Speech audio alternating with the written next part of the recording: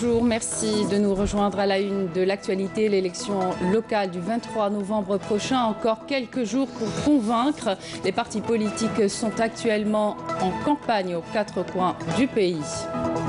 Dans l'actualité également, ouverture hier du salon de l'emploi à Béjaïa, une dizaine de micro-entreprises à succès étaient présentes.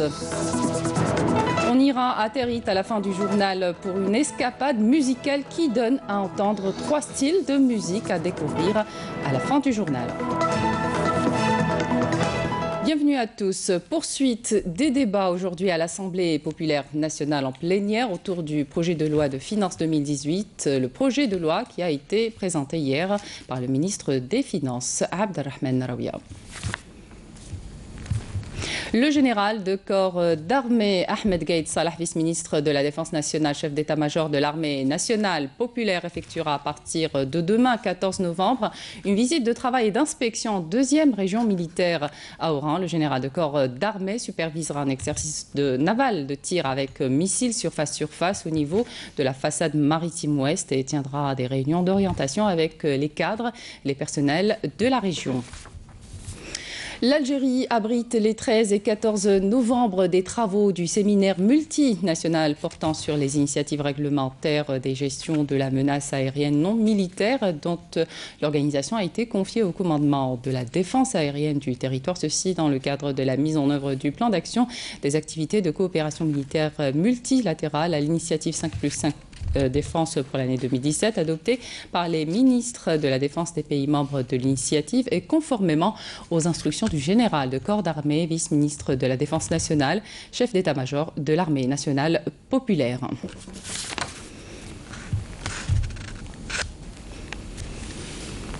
16e jour de la campagne électorale pour les élections locales du 23 novembre prochain. Encore quelques jours pour convaincre. Les partis politiques sont actuellement en campagne aux quatre coins du pays. Le PT était hier à Ouargla, le Front El Moustarbel à Guelma, le mouvement d'édification nationale à Tiaret, le mouvement Infitah à Biskra et le MSP. Il a animé un meeting à Oran. Ce qu'il faut retenir de leurs interventions dans ce récit signé Karim Haïfa. Après avoir évoqué les potentialités de la wilaya de Ouargla, notamment dans le domaine de l'agriculture saharienne, du tourisme et de l'artisanat, la secrétaire générale du Parti des travailleurs, Louisa Hannoun, a soutenu que tout comme les autres wilayas du Sud, Ouargla a la possibilité à travers une bonne gouvernance de disposer de ressources suffisantes pour contribuer largement à la concrétisation de l'autosuffisance alimentaire et ainsi à l'édification de l'économie nationale. La secrétaire générale du PT a estimé au terme de son intervention qu'il était impératif de concrétiser les solutions politiques et socio-économiques avec l'objectif suprême de préserver la continuité et la souveraineté de l'État. Le président du Front El Moustarbel, Abdelaziz Belaïd, a rappelé quant à lui à Guelma que sa formation politique continuera à militer en faveur de la moralisation de l'action politique et à lutter contre les différentes formes de déviation dans la vie politique, dont la violence dans les discours qui répandent la peur et le désespoir dans la société, en plus de transformer, selon lui, l'action politique en transaction commerciale. Le président du Front El Moustarbel a demandé par ailleurs à ses partisans à ne pas désespérer de créer le changement, considérant à cet effet que la voie vers l'édification du pays est ardue. Le président du mouvement d'édification nationale, Mustafa Belmehdi, représentant de l'Union Nahda Bina et Adala, a estimé pour sa part que les élections locales constituent une étape importante dans la vie politique du pays, les qualifiant d'occasion pour combattre la fraude qui a entraîné une défection des électeurs lors des législatives passées. Mustafa Belmehdi a souligné par ailleurs la nécessité de renoncer à l'abstention, de faire preuve d'optimisme et d'espoir parmi les jeunes qui représentent la force de la société, ajoutant qu'il est primordial de former ces jeunes pour leur inculquer les valeurs morales, les constantes nationales, l'esprit patriotique et l'essence de la fraternité, de la solidarité et de la responsabilité. Depuis Biskra, le président du mouvement Infitah, Omar Bouacha, a appelé à travailler collectivement pour sortir de la crise qu'il a qualifiée d'asphyxiante, à construire des entreprises économiques capables d'assurer le bien-être et à garantir la sécurité alimentaire. Soulignant que le dernier mot reviendra au peuple qui est maître de ses décisions et ayant le droit de juger les listes électorales, il a ajouté que le peuple se trouve devant 2 alternatives, soit s'imposer à travers le choix de ceux qui édifient le pays, soit ne rien faire et consacrer la médiocrité dans la gestion des affaires publiques. Par ailleurs, le président du mouvement de la Société pour la paix, Abdelmajid Bennassara, a souligné depuis Oran qu'un élu peut faire l'objet de pressions administratives et parfois de poursuites judiciaires, plaidant dans ce sens pour sa protection afin de lui permettre d'accomplir convenablement sa mission. Bennassara, qui a d'autre part mis l'accent sur la transparence à garantir au rendez-vous électoral, ajoutant que la crise financière que connaît le pays à l'heure actuelle nécessite l'émergence de compétences qui constitueront le moteur, selon lui, du développement et de la création de richesses. Et puis à Oran, le corps électoral avait rendez-vous avec deux meetings, celui du mouvement populaire algérien et celui du Rassemblement national démocratique. Le parti du Front de libération nationale était quant à lui à Alger. L'essentiel de leur discours avec Naïma Haouch. Le secrétaire général du mouvement populaire algérien Amara Ben Younes a appelé à partir d'Oran à voter en force au prochain scrutin afin d'élire des assemblées locales crédibles et légitimes.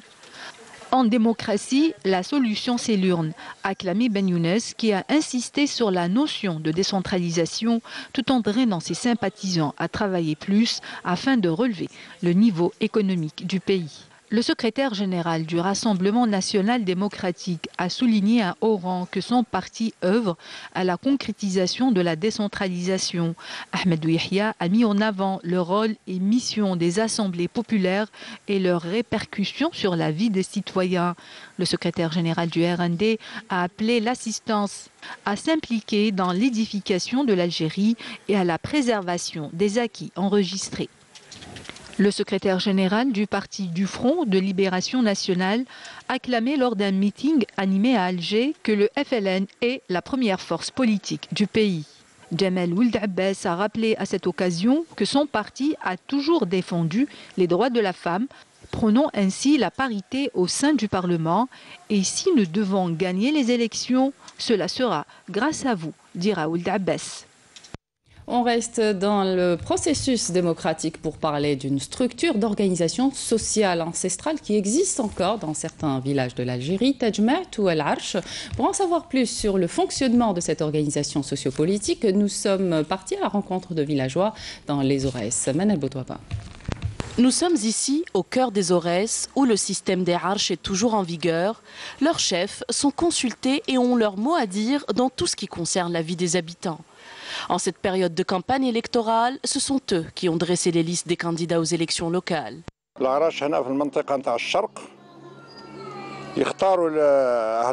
Les Arches dans toute la région est du pays choisissent parmi les Arches les plus influents un candidat et le placent en tête de liste, comme l'Arche de Oulad Fadl ou celui de l'Achèche ou encore Segnia. C'est comme ça que nous avons toujours fonctionné. Les enfants des villages ne font que suivre les décisions prises par les Arches, mais peuvent aussi proposer des candidats s'ils le souhaitent, comme cela s'est d'ailleurs passé pour ces élections. Mais avec l'aval des Arches, bien sûr, car si ces derniers ne veulent pas qu'ils réussissent, ça n'arrivera pas. أو كما دركم دايرين شخصية منهم ينجح بيان سور ينجح كي يحبوه العراش ينجح لو كان ما يحبوش العراش ما ينجحش. العراش نعم عندهم دور كبير في المنطقة تاعنا في تعيين رئيس البلدية. Les Arches tiennent encore un rôle très important dans notre région, dans la désignation du président de l'Assemblée populaire communale.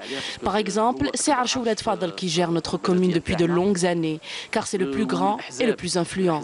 Et les partis politiques choisissent toujours des têtes de liste issues des plus grands Arches. D'ailleurs, 4 des têtes de liste actuellement viennent du même Arche.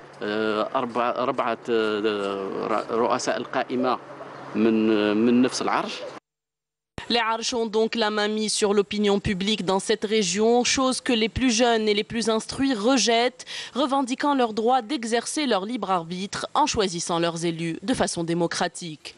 On fait des dîners la veille des élections avec les plus âgés et les chefs de Arche, et c'est là qu'ils désignent qui va gagner ou pas. Ils décident toujours du chemin que nous devons suivre, suivant une logique basée sur l'honneur et je ne sais quoi encore. Mais nous aimerions laisser tomber ces traditions dépassées et archaïques qui empêchent beaucoup de personnes qui ont du potentiel de réussir. Vous savez, dans les petits villages, les Arches font la loi. Et bien sûr, pour nous, c'est du gâchis, car cela empêche beaucoup de personnes compétentes d'avoir leur chance durant les élections, et cela prive beaucoup de jeunes compétences d'accéder à des postes de décision. La jeune génération fonde beaucoup d'espoir en ces élections locales et de wilaya. Elle compte sur un changement radical dans les mentalités mais aussi dans les modes de gestion. Les jeunes aspirent pour la plupart à voir à la tête de leur commune notamment des personnes aptes à redynamiser et à accélérer la cadence de développement dans leur région. Autre sujet à présent, une dizaine de micro-entreprises à succès créées dans le cadre des différents dispositifs nationaux d'insertion et d'emploi des jeunes étaient présentes hier, dimanche, à l'ouverture du salon de l'emploi à Béjaïa, une manière d'encourager les jeunes qui se lancent dans l'aventure. Farah Hamadesh. Vitrine des micro-entreprises qui ont réussi, le salon de l'emploi à Béjaïa met en avant ces jeunes entrepreneurs qui ont bénéficié des différents dispositifs d'insertion et d'emploi de jeunes. Je suis très satisfaite du dispositif Ensej car j'ai eu vraiment déjà, ils m'ont formé et puis ils m'ont beaucoup aidé. La démarche donc ils ont accepté le dossier, normal, on a déposé le dossier pour avoir l'agrément, la DMMP, la marine marchande, on a eu l'agrément, on a commencé. Des barques de loisirs et de pêche, du chocolat et du savon à base de produits biologiques, les participants au salon ont exposé leurs produits qui représentent la concrétisation de leur projet. C'est juste un échantillon de réussite qui est présent au salon. Nous avons 1000 unités de micro-entreprises supposées performantes et qui, toutes de par leur réussite, ont fait des demandes de crédit pour des extensions et de changements de leur statut juridique, notamment leur passage dans la catégorie des PME-PMI. Dans la wilaya de Béjaïa, le dispositif Ensej est un franc succès. Depuis sa création en 1996, sur les 18 000 projets financés, plus de 65% sont toujours en activité et plus de 5 000 entrepreneurs ont déjà remboursé leur crédit. Et justement, un exemple à Sidi Bel Abbès, une PME s'est spécialisée dans la fabrication de groupes électrogènes. Le projet a débuté grâce à un financement de l'Ensej en 2000. La section Ensej de Sidi Bel Abbès a déjà financé plus de 100 projets dans des domaines porteurs créateurs d'emplois. Abdelhalim Yaïch. Dans cet atelier situé à Sidi Bel Abbès, on est spécialisé dans la production d'électricité industrielle. Cette unité alimente de nombreuses sociétés publiques et privées en groupes électrogènes et différents appareils électriques. Quand la PME a débuté ses activités en 2000, c'était un petit projet financé grâce à l'Agence nationale de soutien à l'emploi des jeunes. Alhamdoulilah, on était conséquents, les premiers projets dans le domaine industriel. C'est des petites usines, c'est des petites installations électriques, c'est des petits... Maintenant, alhamdoulilah, on a des équipements quand même plus ou moins importants et puis on a même maintenant une petite renommée avec les industriels kbar. Dans son bilan annuel, la section Ensej de Sidi Bel Abbès a été en mesure de financer pas moins de 100 nouveaux projets. Jusqu'à l'heure actuelle, nous avons 156 dossiers déposés au niveau de l'agence et qui sont actuellement en cours d'étude. 117 dossiers ont donc été financés dans l'année en cours.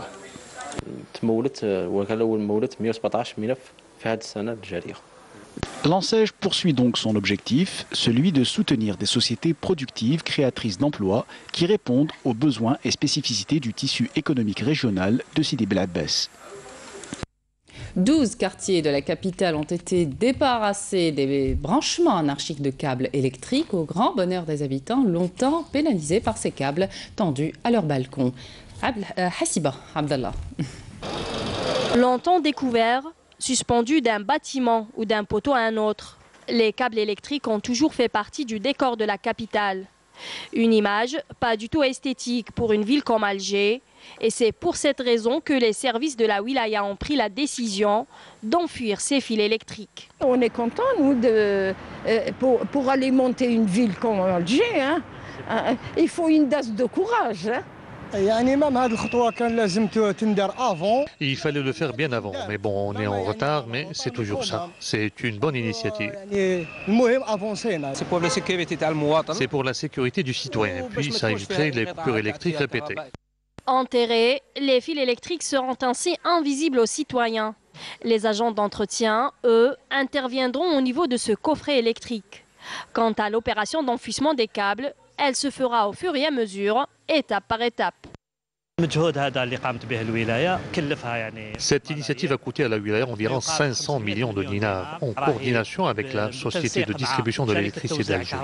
Et les travaux sont assurés par une entreprise nationale. Auparavant, l'entretien ou autre intervention de nos agents se faisait à 8 mètres de hauteur. Mais maintenant, cela se fera au niveau de ce coffret. Cette première étape concerne 21 boulevards de la capitale. 12 ont été enfin débarrassés des câbles électriques suspendus. Le reste est en cours de réalisation. L'actualité à l'étranger est marquée ce matin par ce terrible séisme qui a frappé hier soir les confins de l'Iran et de l'Irak avec un bilan provisoire qui fait état de 328 morts et plus de 2500 blessés. Le point avec Nessine Ben Saïdi. Au moins 213 personnes ont été tuées, plusieurs centaines blessées dans un tremblement de terre de magnitude de 7,3 qui a frappé hier soir le nord-est de l'Irak et des régions frontalières en Iran et en Turquie. Pour l'heure, seul l'Iran a annoncé un bilan officiel provisoire qui n'a cessé d'augmenter au fil des heures. En Irak, où se situe l'épicentre du séisme, les responsables locaux ne parlent pour l'instant que de 6 morts. En début de matinée, côté iranien, il s'élèverait à 207 morts et environ près de 2000 blessés, tous recensés dans la province occidentale de Kermanshah, limitrophe de l'Irak. Les autorités iraniennes s'attendent à ce que les chiffres augmentent compte tenu de la difficulté des secours à atteindre certaines zones reculées. Le Premier ministre libanais Saad Hariri a annoncé qu'il allait très bientôt rentrer dans son pays, assurant être libre en Arabie Saoudite où il se trouve depuis sa démission surprise le 4 novembre dernier qui a plongé le Liban dans une nouvelle crise politique. Lors d'un entretien hier avec une chaîne de télévision libanaise, sa première prise de position publique depuis sa démission, Hariri a une nouvelle fois appelé l'Iran à ne pas s'ingérer dans les affaires du Liban et des pays arabes. Le 31e sommet de l'Association des Nations d'Asie du Sud-Est, ASEAN, et ses réunions connexes se sont ouvertes aujourd'hui à Manille. Les dirigeants des 6 pays membres du bloc et leurs partenaires de dialogue devront discuter à cette occasion de sécurité, de coopération et d'intégration régionale. Le sommet porte le thème de partenariat pour le changement à la rencontre du monde, plaçant la sécurité et l'intégrité régionale au premier rang de l'agenda des discussions. Des milliers d'agriculteurs américains ont porté plainte en 2017 contre le dicamba, un herbicide commercialisé par 3 groupes dont Monsanto. Volatile, il ne reste pas toujours dans les champs, s'éparpillant parfois sur les cultures alentours. Les autorités de l'Arkansas ont au début de l'été suspendu son utilisation pour les agriculteurs et s'apprêtent à renouveler la mesure. Que pensez-vous de mixer la musique Ahlil avec du blues et du jazz? Ce n'est pas simple, mais ils l'ont fait et le résultat est plutôt bon. Bouchra Bouali. C'est sous cette tente à Tarit que 3 associations culturelles se sont donné rendez-vous. Kounouz pour la préservation du patrimoine, Ahlil de Timimoun et Génération 2010 de Paris. La musique a été au cœur de cette rencontre où le chant local associé au jazz et au blues a donné naissance à des sonorités harmonieuses.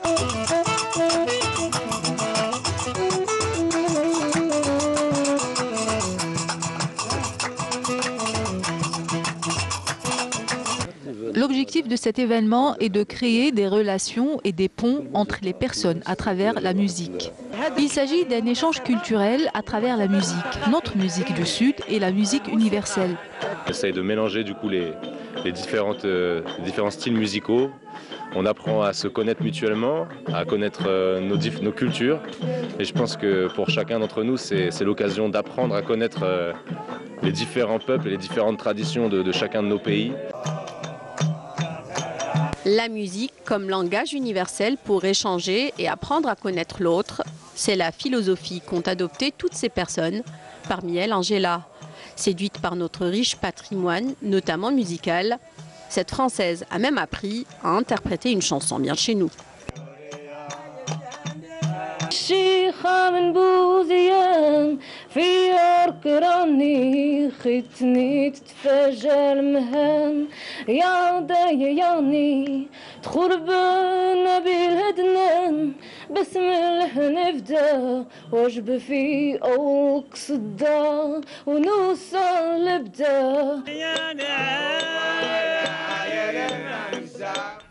Sport J-5 avant le début du championnat d'Afrique handi basket qui se déroulera en Afrique du Sud. La sélection algérienne peaufine sa préparation à Stawali. Reportage Omar Djemei, commentaire Mokhtar Hamani. Ce sont là les dernières retouches de la sélection nationale féminine handi basket dirigée par le coach national. Objectif, conserver le titre africain décroché lors de la précédente édition.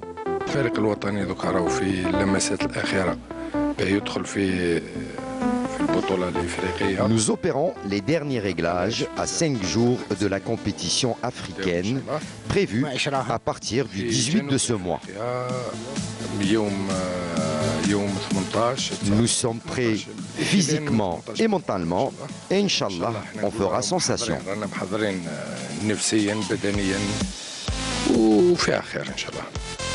La stabilité de l'effectif, c'est le principal atout qui fera de l'équipe algérienne un favori indiscutable.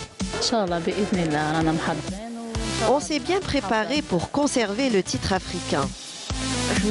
L'ambiance est bonne et on espère revenir avec le trophée.